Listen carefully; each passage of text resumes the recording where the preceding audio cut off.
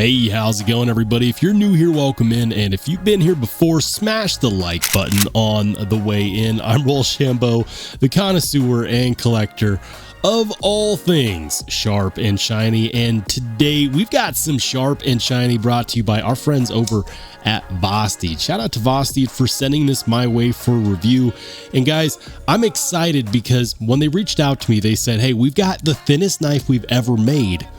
Are you interested in checking it out? And of course, I said yes. And the reason why I said yes is because we've seen this play out before. We've seen what happened when Benchmade came out with the Benchmade Narrows. And it was the whole shtick on the Narrows was American made, titanium, thin, super thin, and it was a flop.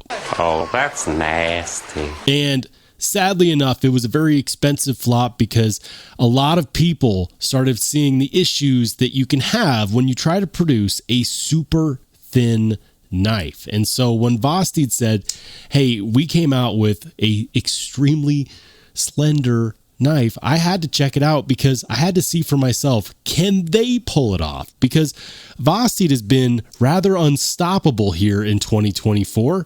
They've been absolutely dominating the game, and in order to get this one right, they would have to pull out some extremely good manufacturing. So did they pull it off? Or just like the Narrows, is this one also a bust? Now, I want to make sure that I'm absolutely clear, guys. When we decide this, it's not going to be based off of whether or not, in your opinion, a knife is too thin, because that is a personal preference.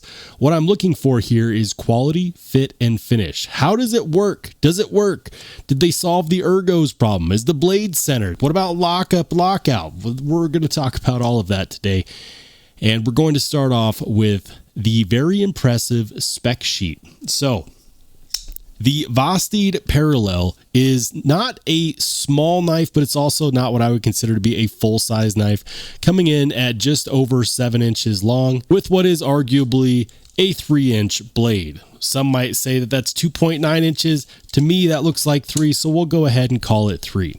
The blade itself is made out of 154 cm, and we've got these nicely done titanium handle scales. It's rocking these beautiful green accents, although you can get it in other colors like black and orange and blue.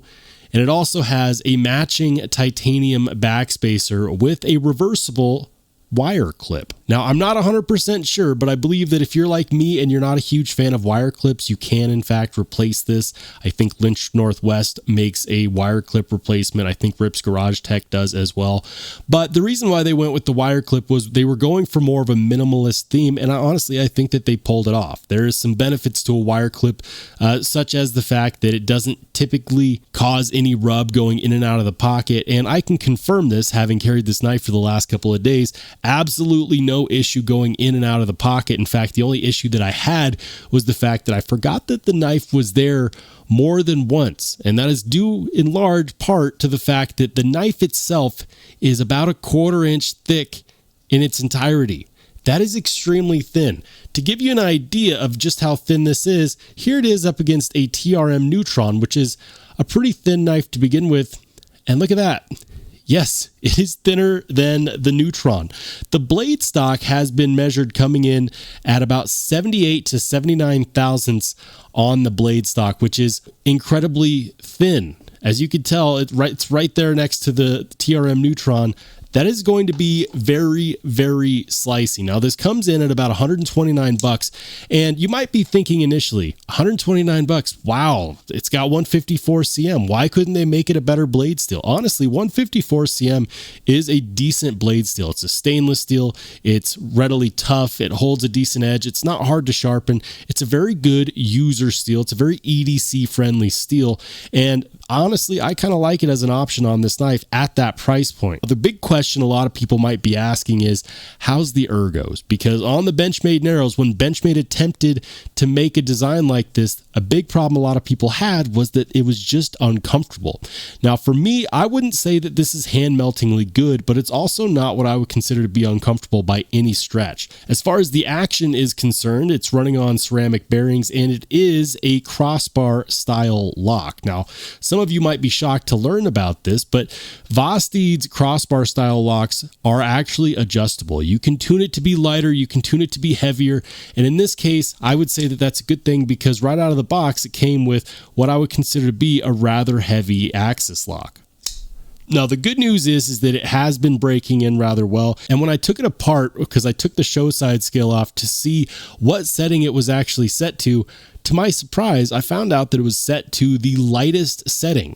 So confused, I put it back together. And the weird thing is that after putting it back together, the action is actually very smooth and it feels lighter than it did before. And all I did was play around with the setting on the crossbar lock. Now, I will follow up by mentioning that taking a crossbar lock knife apart and putting it back together is not for the faint of heart. If this is the first time you're doing it, definitely go online and watch a video.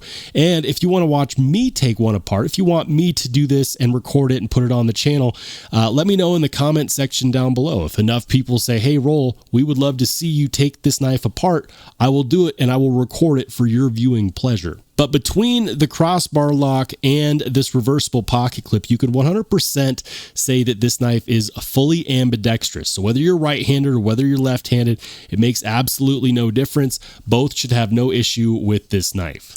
Now, I did go ahead and put it through some cardboard as well, and I got to say that it's got some pretty decent edge geometry.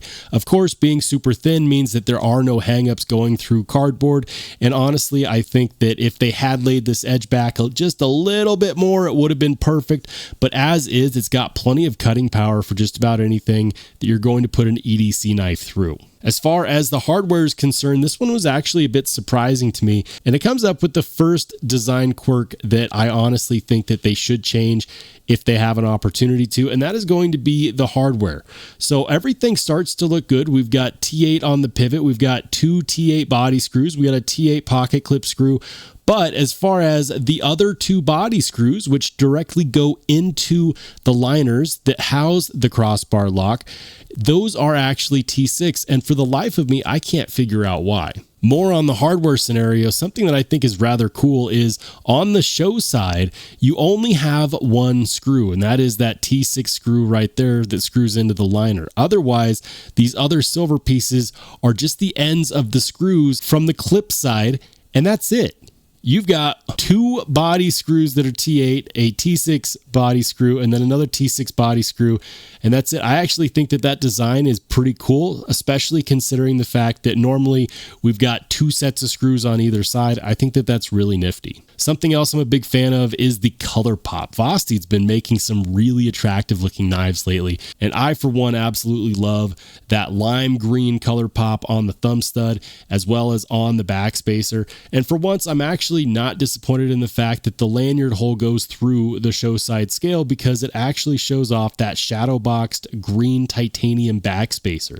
The fact that they were able to fit a titanium backspacer on this knife blows me away, and I'm not surprised that the lanyard hole location is going through the scales because if you look at that, there's not a whole lot of room where you could have fit a lanyard hole between those scales anyways. So I'm not mad at it. I'm not generally a lanyard guy, but if you are, the good news is that you won't miss out on this one. I'm guessing that if you're watching this video, you're watching because you either ordered one of these already or you're one of the few people who are left looking at the last version of this available on Vosteed's website and wondering if you should pull the trigger. And the answer to that is going to be very subjective to what you look for in a knife. If you want a knife that disappears in the pocket, that vanishes easily, that doesn't shout out loudly, hey, I'm a knife in your pocket, this is going to be a good one. If you're looking for a knife that's light, that maybe you could use for backpacking, this is going to be a good one. Did I mention it only weighs about 2.3 ounces? That is extremely light. And if you're looking for a knife that has premium materials at a reasonable price, I think that this will definitely fit the bill. But now I'm curious to what your thoughts are. Do you like the new Vosteed Parallel? Is this one that is going to be a pass for you, or are you intrigued? Let me know in the comment section down below. If you liked the video and you haven't done so yet, make sure to hit the subscribe button. And by the way, guys, if you want to watch more awesome knife and EDC content, go ahead and click on one of the videos that pops up next.